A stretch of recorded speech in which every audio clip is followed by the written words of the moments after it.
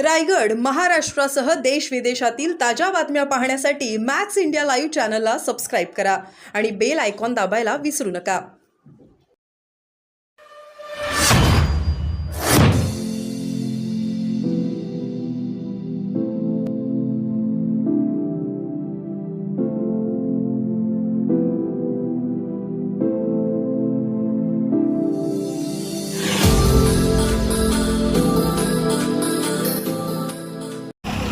परंतु आज जो शासनाने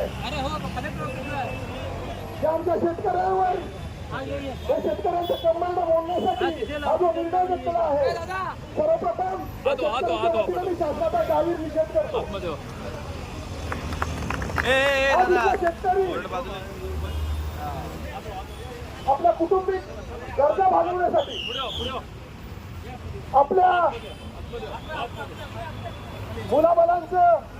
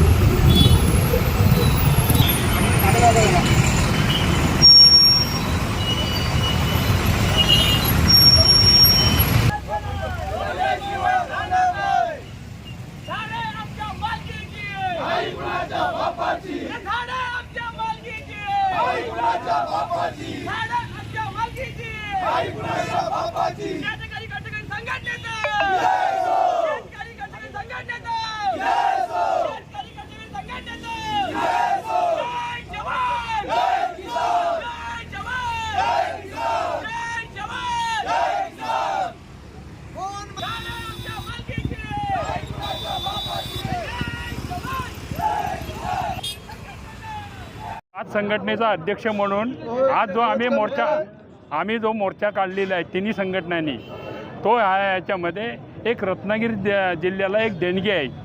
संपूर्ण 99.99% हे आमची स्वतःची मालकी आहे.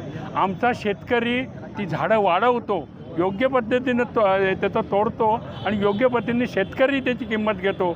आज उपजीविकेचं साधन जर म्हटलं तर जवळजवळ 35 ते 40 हे उपजीविकेचं लोकांचं साधन झालेलं आहे. आणि याच्यामध्ये आमची ही स्वतःची मालकी आहे. कुठलं काजू लावा, आंबा काजू लावा किंवा इतर कुठल्याही लावा, ही जगण्यासाठी प्रत्येकानं आपल्या कोकणात शेतकऱ्यांनी ती उत्पन्न केलेली आहे. वेस्टेज माल किंवा इतर जो माल आहे तो विकण्यासाठी फक्त त्याचा हे केलेलं आहे. आम्हाला एवढंच आहे, जो 50,000 रुपये दंड आहे हे आमच्या स्वतःच्या मालकीत वाढवलेली आहे. ह्याचा 50,000 रुपये दंड हा आम्हाला शेतकऱ्यांना मान्यच नाही. आणि म्हणून मी सांगतो, आमच्या पोटावर जर उठणार असाल तर हे शेतकरी, हे व्यापारी आणि हे संघटनेचे पदाधिकारी याचा आवाज उठवल्याशिवाय राहणार नाही आणि आमचा अधिकार आम्ही मिळवल्याशिवाय राहणार नाही. व्यापारी संघटना, रत्नागिरी जिल्हा सामील संघटना आणि रत्नागिरी जिल्हा खैर व्यापारी संघटना आणि खैर शेतकरी संघटना अशा 3 संघटनांतर्फे मी बोलतो आहे. 1964 साली वृक्षतोडीवर जो अवैध वृक्षतोडीला जो दंड होता 1 रुपयापासून 1,000 रुपये, त्याच्यामध्ये शासनाने नवीन सुधारणा केली आहे 2024 साली. ती म्हणजे अशी की सरसकट 50,000 रुपये अशी दंडाची त्यांनी एका झाडाला दंडाची तरतूद केली आहे. राज्यपाल साहेबांच्या सहीने ते विधेयक संसदेसमोर मंजूर झालेलं आहे, विधानसभेसमोर. शासनाने त्यावेळी असं स्पष्टीकरण दिलं की आम्ही 1964 सालच्या 1,000 रुपयाचं व्हॅल्युएशन RBIच्या ऑफिसर्सकडून करून घेतलं आणि त्याच्यावर त्या 1,000 रुपयाची आजची किंमत 1,00,000 रुपये आहे, त्याच्या निम्मा दंड आम्ही 50,000 करतो आहे. हा तुमच्यावर आम्ही उपकार करतो अशी मुनगंटीवार साहेबांची आम्ही भेट घेतली तेव्हा त्यांची भाषा होती. माझं असं म्हणणं आहे की शेतकऱ्याच्या शेतमालाला भाव नाही. आपण सगळीकडे बघतो शेतकरी कर्जबाजारी होऊन आत्महत्या करतो. उद्योगपतींची कर्ज करोडो रुपयांची माफ केली जातात आणि प्रत्येक वेळेला शेतकऱ्याच्या घरावर वरवंटा फिरवण्याचं काम शासन करत आहे. आमचा ह्याला जाहीर निषेध आहे. दुसरी महत्त्वाची गोष्ट अशी आहे की शासनाने ज्यावेळेला 1,000 रुपयाचं व्हॅल्युएशन केलं त्यावेळेस शेतकऱ्याची परिस्थिती किती सुधारली याचं व्हॅल्युएशन करायला शासनाला जाग नाही का? मी लोकमान्य टिळकांनी 1908 साली ब्रिटिश सरकारला जो प्रश्न विचारला होता की शासनाचं डोकं ठिकाणावर आहे काय, तो प्रश्न आज विचारू इच्छितो की शासनाचं डोकं नक्की ठिकाणावर आहे काय. हायवेची झाडं टेंडरिंग न काढता डायरेक्ट कॉन्ट्रॅक्टरच्या घशात घालून शासनाचा महसूल या लोकांनी बुडवला आहे. आपल्याकडचं पर्यावरण नष्ट होतं असं हे लोक निविदा हे काढताना सांगतात, जी आर काढताना जर सांगतात तर पण 10,000 घनफुटाच्या आसपास सागवान संसद भवन आणि अन्य कार्यक्रमासाठी महाराष्ट्रातून तोडून का गेला चंद्रपूर भागातून, त्यावेळेला त्यांनी थांबायला पाहिजे होतं. कोकणातल्या शेतकऱ्यावर शासनाचा असा राग आणि आकस का आहे की प्रत्येक वेळेला येणारा कुठलाही प्रोजेक्ट, इको सेन्सिटिव्ह झोन असून, बफर झोन असून दे, सह्याद्री व्याघ्र प्रकल्प, तो कोकणावरच लादला जातो. इथले उद्योगधंदे दुसऱ्या राज्यात वळवले जातात.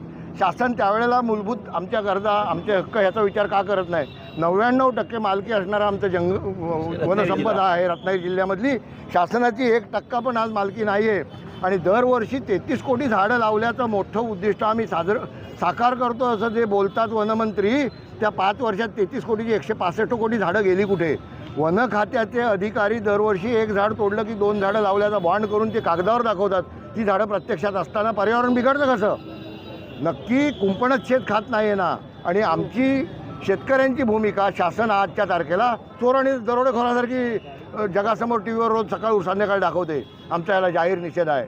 याच जोडीला त्यांनी अजून एक विषय केला की 100 रुपयाच्या ठिकाणी 500 रुपयाचा बॉन्ड पेपर, म्हणजे 200 रुपयामध्ये जे बॉन्ड होणार होते त्याला 1000 रुपयाचा भूर्दंड, म्हणजे 800 रुपये भूर्दंड आमच्यावर पाडणार आहे. शासनाच्या या मनमानीला आमचा विरोध आहे आणि आम्ही नक्की शेतकरी याला पूर्णपणे चळवळ करून लढा देणार आहोत.